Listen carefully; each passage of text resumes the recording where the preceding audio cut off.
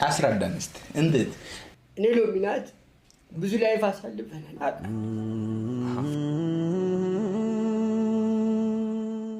ነገር ግን እኔ ከገጠር ሳመጣት ያልገዛውላት ነገር የለም።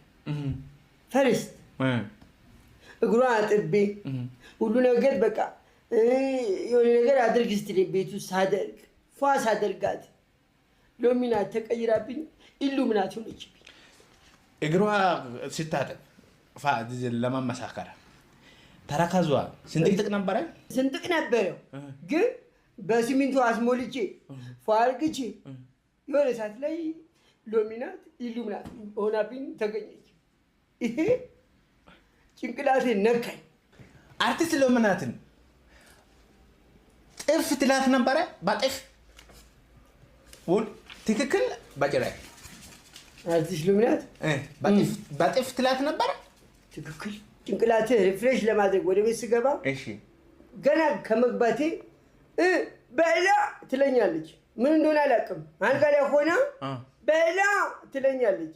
ግን እኔ በዛ ሰዓት በቃ ደስታታል ትፈልጋለች። በቃ እኔ እረፍት አይደል የምፈልገው።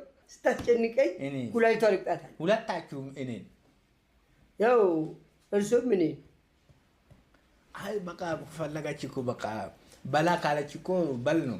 ያው ደከመኛ ምን ላድርግ? ፈለጉ እንዴ ምን በላ እርሱም ፈለጉ። ይሄ ቆረጣል እንዴ? ለምን የሚቆረጠው አይደለማ። እንደዚህ እንትን እኮ ዲስሪስፔክትፉል እኮ ንግግር አያስፈልግም። እሺ ችግር የለም። እሺ አርቲስት ሎሚናት አንተን ባልጋ ላይ ጨዋታ ትወጥ ነበር። እንደዛ አይበሉኝ።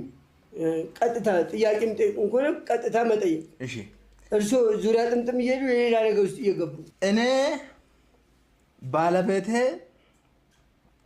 ልደበድባት በር ቆልፌ ጫፍጭፋ ናፍጣ ለቃኝ ታውቃለች። ይሄ ትክክል ገጠመኝ ጉዳይ።